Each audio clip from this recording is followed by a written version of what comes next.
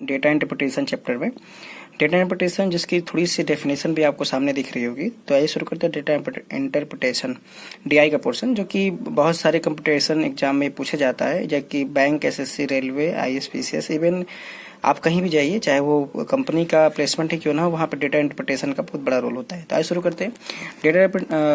Data interpretation जो है वो उसका थोड़ी सी डेफिनेशन है। Representation of data and facts in various form of factorial presentation. This factorial presentation can be various type of given value. ठीक है, सीधा सी बात है, जो कि डेटा एक फैक्ट्स जो होते हैं उसका रिप्रेजेंटेशन होता है, बहुत सारे तरीकों से रिप्रेजेंट किया जा सकता है। और रिप्रेजेंटेशन कितने तरीके से हो सकता है? तो data interpretation can be categorised in 5 type. First is that data table, second part pie chart, third part line graph, fourth part bar graph, fifth part mix graph. मतलब ये पांचों तरीके से आप फैक्ट्स जो है, जो डेटा होते कंपनी का या जो किसी राज्य का या किसी जो है ऑर्गेनाइजेशन का जो फैक्ट्स होता है, उसको इतने तरीके से हम रिप्रेजेंट कर सकते हैं। और there are various type of question asked in this chapter. So we are going to just start here. So let's see. तो पहला डेटा टेबल और पाई चार्ट, और तीसरा क्या था? Line graph, fourth bar graph, fifth is mix graph. अब इन पांचों graph को हम लोग जो है आसानी से एक एक करके पढ़ेंगे। उससे पहले हम शुरू करेंगे कि how to calculate, how to find, मतलब अगला जो है हाउ टू सॉल्व डीआई। हम डीआई को सॉल्व कैसे करेंगे? How to solve DI. देखो, डीआई को सॉल्व करने का जो बहुत सारी जो मैंने तरीके लिख रखा है, as I mention in last page, various DI, जो कि मतलब डीआई को प्रेजेंट करने का पहले तो यह है कि डीआई जो है पूछी 5 तरीके से आ सकती है। पाई ग्राफ के फॉर्म में, टेबल के फॉर्म में, या लाइन ग्राफ, बार ग्राफ, या मिक्स ग्राफ के फॉर्म में। आप कितने टाइप से क्वेश्चन, मतलब इस डीआई के अंदर जो फैक्ट्स एंड डेटा रिप्रेजेंटेशन दिया है, उस डीआई में कितने तरीके से क्वेश्चन पूछे जा सकते हैं, और कौन कौन सा चैप्टर है जो इस डेटा इंटरप्रिटेशन में काम आने वाला है। तो सबसे पहला जो चैप्टर है वो है परसेंटेज। आपके सामने दिख रहा होगा परसेंटेज का चैप्टर ये। ठीक है, ये परसेंटेज का चैप्टर बहुत ज्यादा इंपॉर्टेंट है।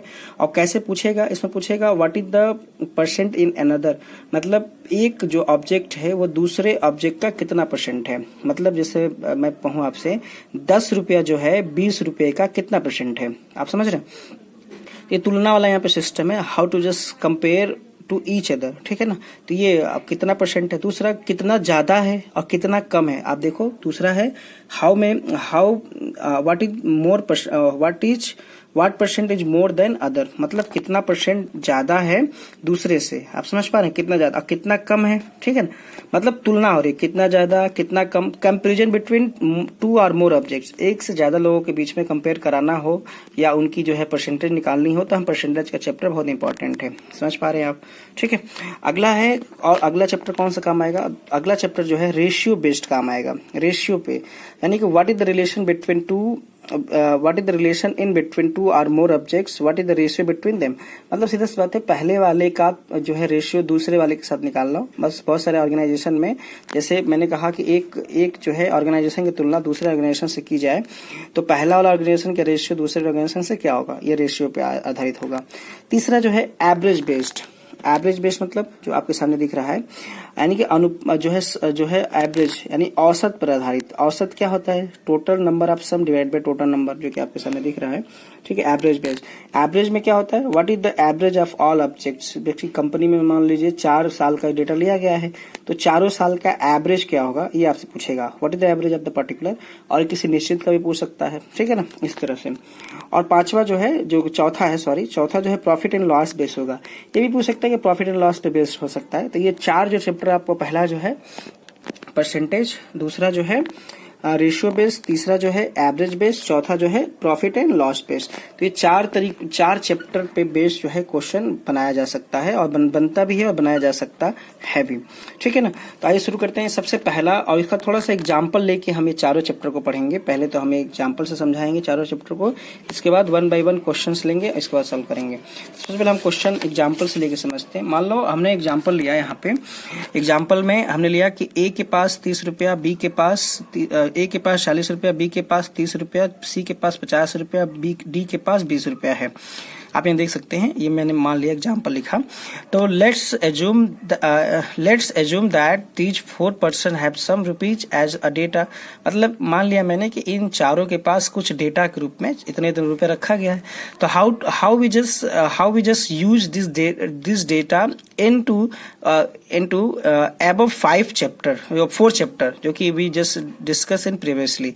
मतलब हम इन जो यहाँ पे ABCD हैं, इन सब का यूज उस जो पीछे हमने आपको 4 चैप्टर बताए हैं, उन चारों चैप्टरों में कैसे यूज करेंगे, उसका प्रैक्टिकली एक्सपेक्ट क्या होगा, जो कि मैं आपको समझा रहा हूँ यहाँ पे। तो देखिए, सबसे पहला क्वेश्चन आपसे पूछा जा सकता है कि what percent B's value have as compare to A. देखो, जिससे तुलना करते हैं ना भाई, पहले प्लीज इस बात को थोड़ा समझ लो। जिस इंसान से हम तुलना करते हैं वो इंसान हमेशा कहाँ होता है? नीचे होता है। Again I am just repeating my word here कि जिससे हम तुलना करेंगे वो हमेशा नीचे होगा। तो इस क्वेश्चन में देख लो, बी की वैल्यू जो है ए की तुलना में कितना % है। मैंने क्या कहा कि बी जो है ए की तुलना में एज कम्पेयर टू ए की बात हो रही है। आप समझ पा रहे हैं? ए एज कंपेयर टू ए से तुलना हो रही है, इसीलिए ए कहाँ होगा? ए नीचे होगा। जिस इंसान से हम तुलना करेंगे, प्लीज इस बात को अपने नोट कर लो दिमाग में कि जिससे भी हम तुलना करेंगे वो हमेशा नीचे होगा। तो what % B's value as compare to A B की वैल्यू ए की तुलना में कितना % है? तो देखो, तुलना खाली कर रहे हैं, not I am just indicating here the more than and less than value. तो हमें कोई तुलना घटा कर नहीं करनी है, बस ये रखना है कि नीचे कौन रहेगा। नीचे ए रहेगा। किसके लिए तुलना की जा रही है? बी से। तो बी डिवाइड बाई ए हमने लिख रखा है। समझ पा रहे हैं? मतलब बी ऊपर रहेगा और ए कहाँ रहेगा? नीचे रहेगा। आप देख पा रहे हैं, बी ऊपर नीचे ए इंटू 100, यानी कि बी की वैल्यू हमने ऊपर दिखा रखा था आपको। बी की वैल्यू जो है 30 रुपया है, जो कि हम रख लेंगे। 30 डिवाइड बाई 40 इंटू 100 75%। आप समझ पा रहे हैं? ये आपसे पूछेगा बी कितना है ए की तुलना में। आप समझ पा रहे हैं? यहाँ पे कोई कम और ज्यादा की बात नहीं की गई है। ठीक है। अगला क्वेश्चन है, what % more value of C as compare to D. C के पास कितना है डी की तुलना में? Again I am repeating my word, जिससे तुलना होगी वो इंसान नीचे रहेगा। देखो, तुलना हम डी से कर रहे हैं, डी इसीलिए कहाँ है? नीचे है। आप समझ पा रहे हैं ना ये बात? ठीक है। अब तुलना हो रही है, कितना ज्यादा? तो कम ज्यादा। अब बताओ किस किस बात पर सी और डी के बीच में लड़ाई हो रही है? तो आओ यहाँ डेटा पे देखते हैं। सी और डी के बीच की जो है लड़ाई है सिर्फ 30 रुपया की वजह से। आप देख पा रहे हैं यहाँ पे सी और डी के बीच की जो लड़ाई है वो सिर्फ 30 रुपया की वजह से है। तुलना तभी तो हो रही है ना, मारा पीटी कर रहे हैं आपस में। ठीक है। यानी कि आप यहाँ पे देखो, सी और डी के बीच में तुलना करेंगे 30 का आएगा ना। देखो 30 दिख रहा है। 30 डिवाइड बाई 20, डी की वैल्यू इंटू 100, 150% ज्यादा है। कितना ज्यादा है? 150। Arrow indicating that upper side. तो आप देख लो, बढ़ने की बात हो रही है। अगला question, what % less value of D as compare to B.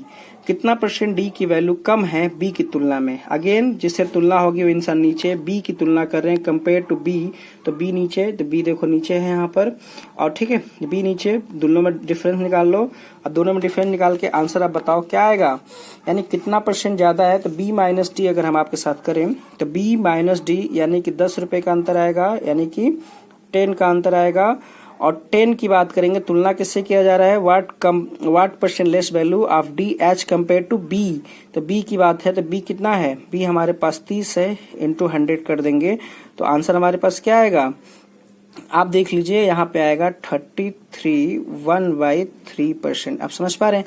अब क्या बात है? लेस की बात है, यानी कि इतना % कम है। ठीक है ना, नीचे एरो लगा हुआ है। अगला क्वेश्चन है, what is the ratio of A and B. देखो, रेशियो मैंने अभी चैप्टर पढ़ाया था। Ratio of A and B and comma B and D separate, अलग अलग बताना है कि ए और बी के बीच में अनुपात क्या है और बी और डी के बीच में अनुपात क्या है। तो यार बेटा देखो, रेशियो को लिखने का जो तरीका है ना, ये वाला लाइन है। ठीक है ना, ये दोनों लाइन हमने लिख रखा है। तो यानी देखो 40 और 30 जिसकी वैल्यू मैंने रख रखा है, ऊपर आप देखो वैल्यू दिया है। ठीक है ना, यह वैल्यू दिया है, आप इस वैल्यू को लिख लेना कॉपी पर। 40 और 30 यानी 4 और 3 का रेशियो, और यहाँ पे 20 और 30 और 20 का है, तो यानी 3 और 2 का रेशियो। अगला है, what is the average of all ABCD। बताना है कि सभी का औसत क्या होगा। तो औसत sum of all divide by number of all.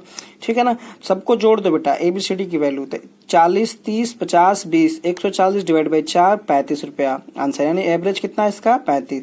देखो इतना ही प्रकार के क्वेश्चन आपसे पूछा जाएगा। I will just give you the question here how to just take.